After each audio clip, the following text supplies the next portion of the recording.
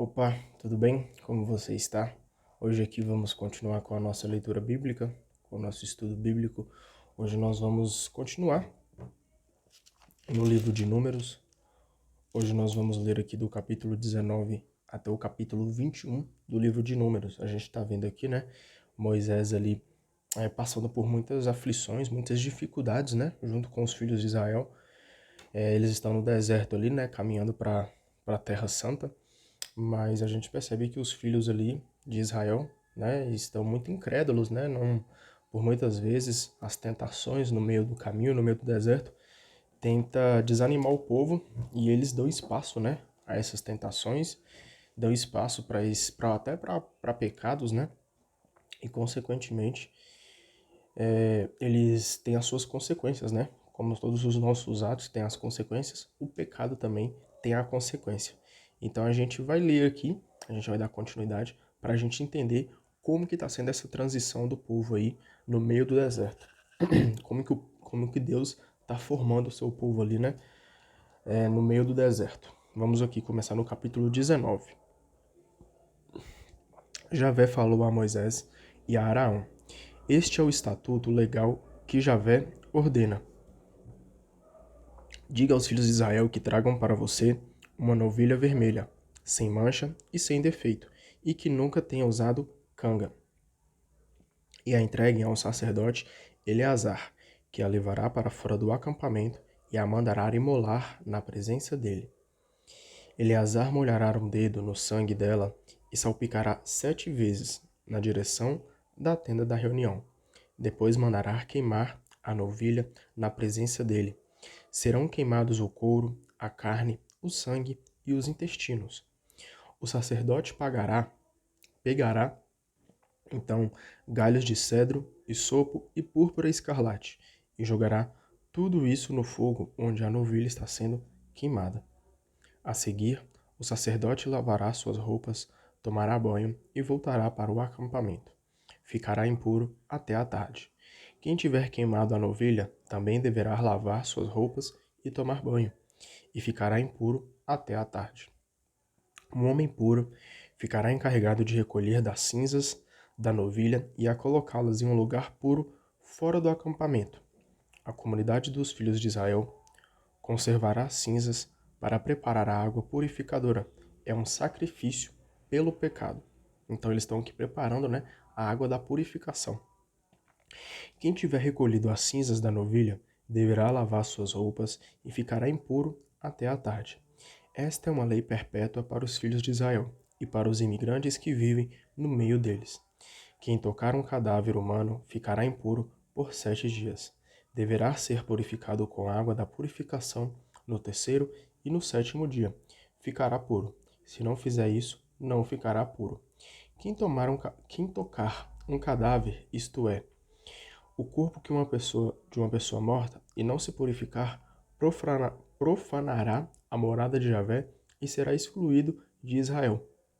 Uma vez que a água da purificação não foi derramada sobre ele, está impuro, e a impureza continua com ele. Lei para quando um homem morre dentro de uma tenda. Quem entrar na tenda e todo aquele que nela estiver ficará impuro por 7 dias. Todo recipiente que estiver aberto, sobre o qual não houver uma cobertura ou tampa, ficará impuro. Quem tocar em campo aberto o cadáver de um homem que tenha sido apunhalado ou qualquer morto, ou ossos humanos, ou uma sepultura, ficará impuro por 7 dias. Para aquele que não se tornou impuro, deve-se pegar das cinzas da vítima queimada em sacrifício pelo pecado e derramar água corrente sobre as cinzas numa vasilha. Em seguida, um homem puro pegará um ramo de hisopo e molhará na água e fará aspersão sobre a tenda e sobre todos os utensílios e pessoas que aí estiverem, e também sobre o homem que tiver tocado um osso, um assassinado, um cadáver ou uma sepultura.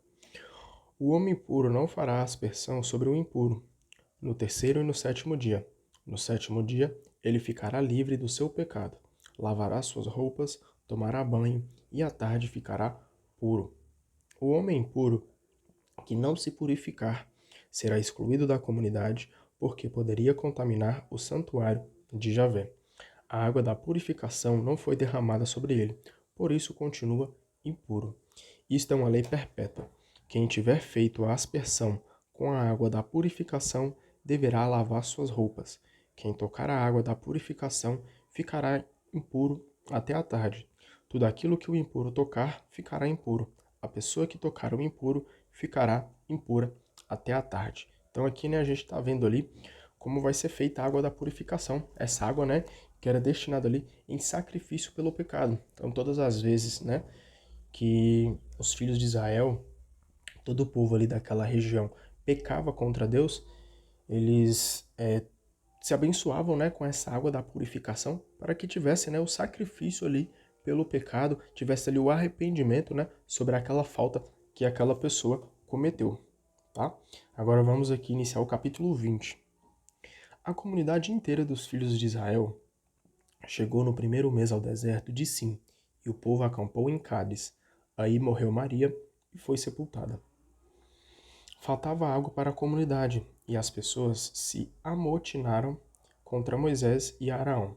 O povo brigava com Moisés, dizendo, aqui a gente vai ver mais uma aflição ali entre Moisés e o seu povo, né? E o povo de Israel, perdão. Quem dera tivéssemos morrido quando nossos pais morreram diante de Javé?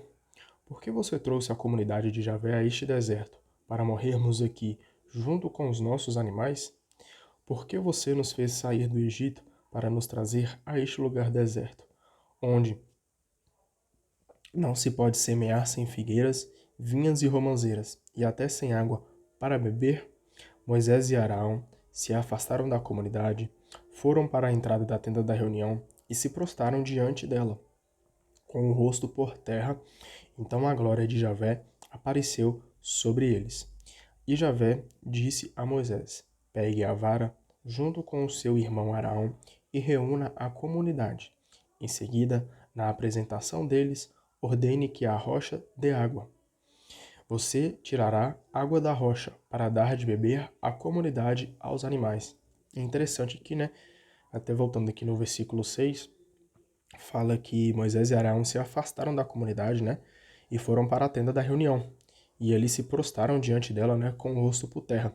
E a glória de Javé apareceu sobre eles. É interessante, né, que todas as dificuldades, todos ali os problemas, né, que Moisés e Arão encontravam pelo caminho, todas as vezes eles se prostravam, né, diante do Senhor, diante ali da tenda da reunião, e colocavam-se ali de joelho, né, com o rosto por terra, pedindo ajuda ao Senhor. Então mostra aqui, né, até nos ensina o quão importante é a nossa fé, o quão importante é a nossa oração e buscar o Senhor, independente do momento, né? Se é um momento de alegria, até mesmo se é um momento de dificuldade, é onde a gente deve colocar o nosso rosto por terra, né?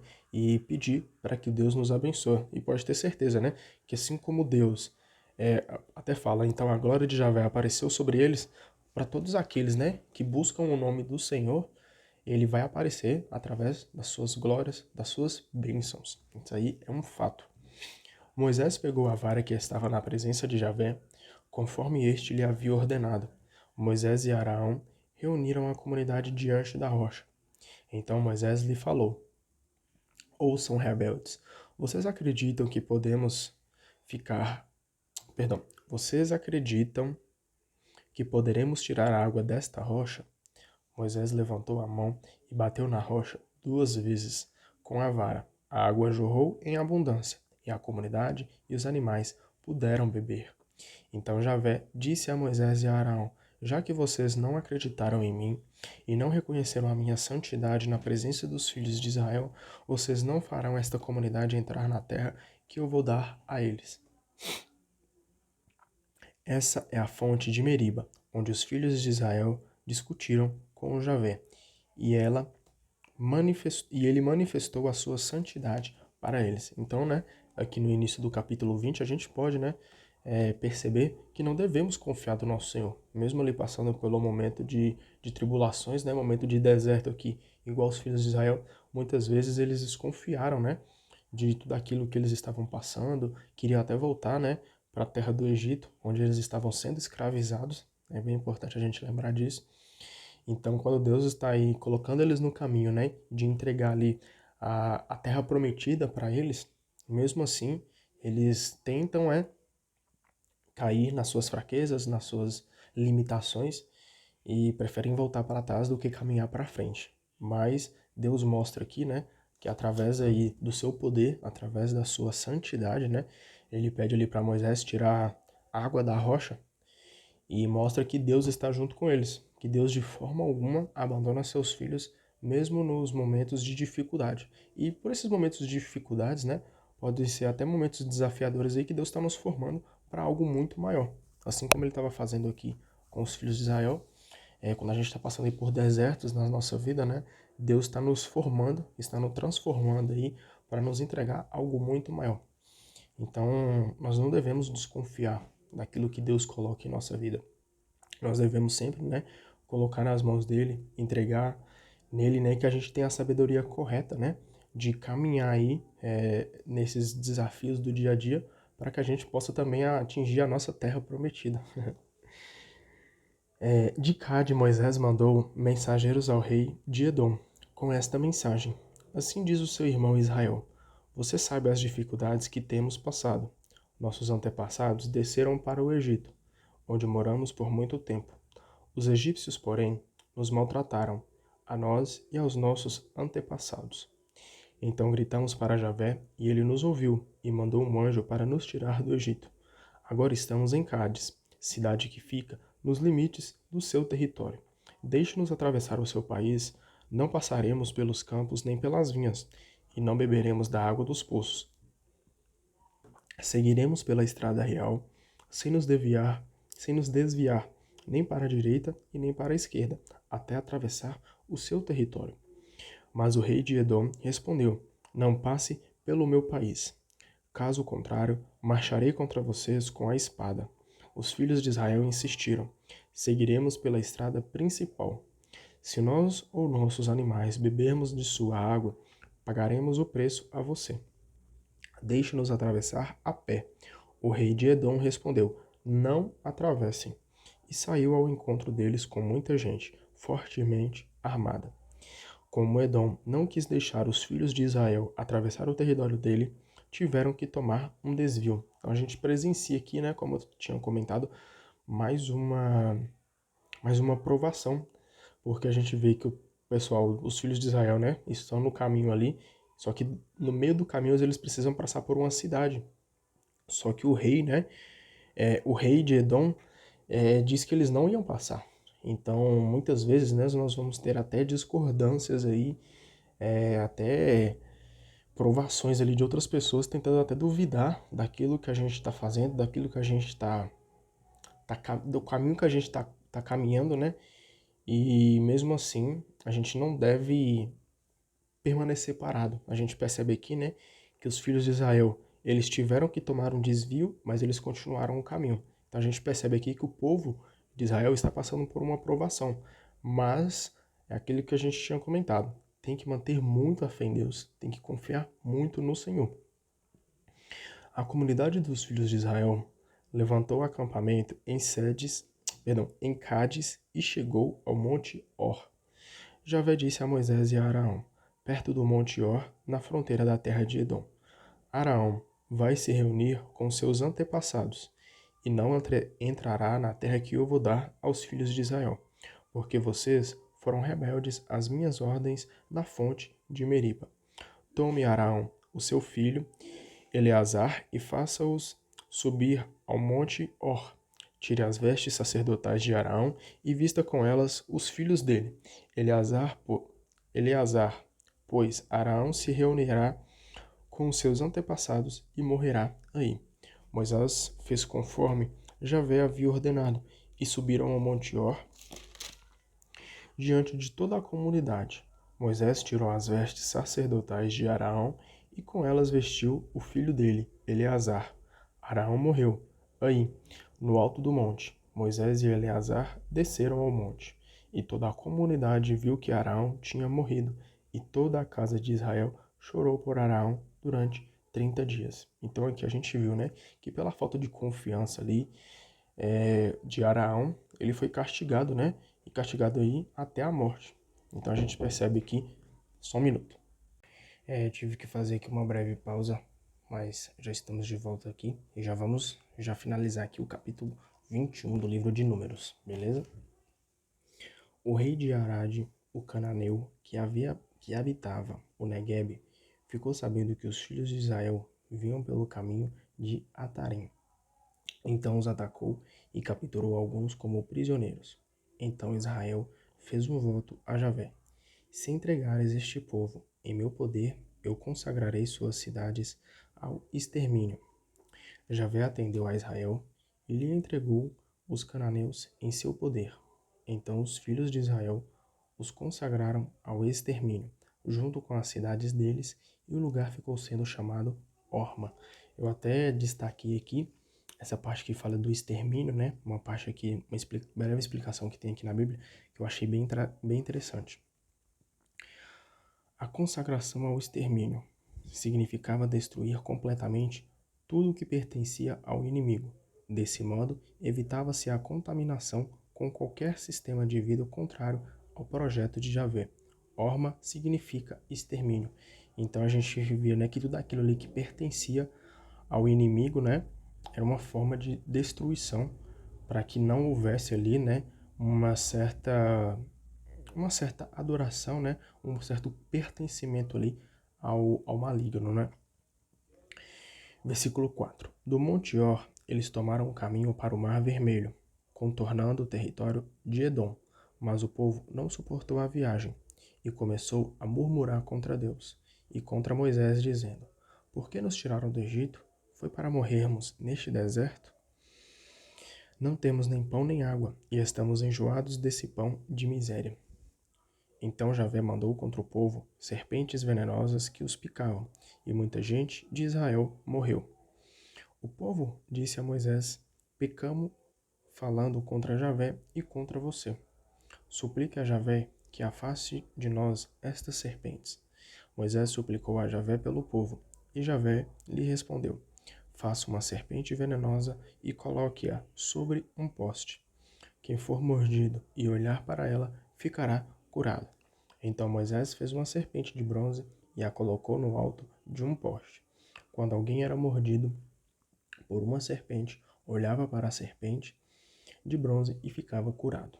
Os filhos de Israel partiram e acamparam em Obote. Depois partiram de Obote e acamparam em Jeabarim, no deserto que faz limite com Moabe, do lado onde nasce o sol. Daí partiram e acamparam junto à torrente de Zared. Daí seguiram o acampamento do outro lado do rio Arnon, no deserto que sai do território dos amorreus, pois o Arnon é a fronteira entre Moabe e os amorreus. Assim se diz no livro de guerras de Javé: Vaeb, junto de Sufa e os afluentes do Aron, a ladeira das torrentes que correm na direção da sede de Ar e junto à fronteira dos territórios de Moabe. Daí partiram para Beer. Esse é o poço onde Javé disse a Moisés: reúna o povo e eu lhe darei água. Então Israel cantava esta canção: brota poço, cantem para ele, poço que príncipes cavaram e chefes do povo abriram com cetros e bastões. Daí foram para Matana.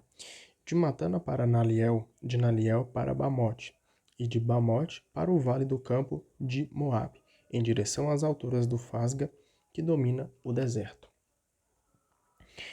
Israel enviou mensageiros para dizer a Seom, rei dos amorreus: quero atravessar a sua terra. Não nos desviaremos pelos campos ou vinhas, nem beberemos águas do poço, iremos pela estrada real até atravessar o seu território. Seom, porém, não permitiu que Israel lhe atravessasse o território. Reuniu todo o seu povo, saiu contra Israel no deserto e o atacou em Jaza. Israel, porém, o derrotou pela espada e conquistou-lhe a terra desde o Arnon até o Jaboque, até o país dos Amonitas, pois Jazer se encontrava na fronteira amonita. Israel conquistou-lhe todas as cidades e estabeleceu-se em todas as cidades dos amorreus, Ezebom e os povoados do seu território. Ezebom era a capital de Seom. rei dos amorreus. Ele havia lutado contra o rei anterior de Moabe, de quem havia tomado todo o território, desde o Jaboque até o Arnon. Por isso cantam os poetas: entrem em Ezebom, que seja edificada, restaurada a capital de Seom. Saiu fogo de Ezebom e chamas da capital de Seom, fogo que devorou Ar-Moabe e consumiu as alturas do Arnon. Ai de você, Moabe, você está perdido, povo de Camos. Seus filhos fugiram e suas filhas ficaram escravas de Seom, rei dos amorreus. Nós crivamos todas as flechas, todos de flechas. Tudo ficou destruído, desde Ezebom até Dibom. Tudo devastamos até Nofé. Tudo aquilo que se estende até Medaba. Israel se estabeleceu então na terra dos amorreus. Moisés enviou exploradores até Jazer, e Israel se apoderou dela dos povoados do seu território, expulsando os amorreus que aí dominavam. Depois mudaram de direção e subiram pelo caminho de Bazã. Então Og, rei de Bazã, com todo o seu povo, saiu contra eles e os atacou em Edrai. Javé disse a Moisés: não tenha medo dele, porque eu vou entregá-lo em seu poder, com todo o povo e a terra dele. Trate-o como a Seom, rei dos amorreus, que habitava em Ezebom.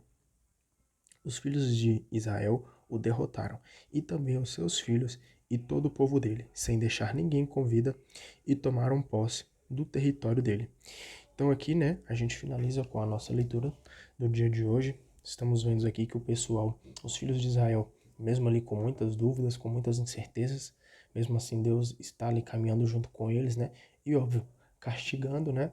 Como um bom pai castiga um filho aí quando o filho apronta, Deus também aqui castiga quando os filhos de Israel tendem ali, né, a se desviar pelo caminho. Então que nós sejamos bons filhos do Senhor, que a gente possa respeitar o nosso pai, seguir as ordens dele, né?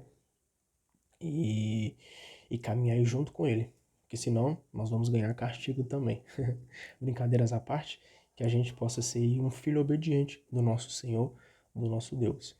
Então espero você amanhã para a gente poder continuar com a nossa leitura bíblica e vamos fazer uma leitura bem qualificada aí da nossa Bíblia para que a gente possa sempre aprender, né, com os ensinamentos bíblicos. Então que a gente possa sempre estar aí bem próximo da Bíblia, possa sempre estar lendo e aos pouquinhos, né, aumentando a nossa intimidade com a palavra de Deus, nós vamos entendendo tudo que aqui está escrito. Então, vamos ler a Bíblia, que o Senhor te abençoe e amanhã nós estamos aqui, tá bom? Um abraço.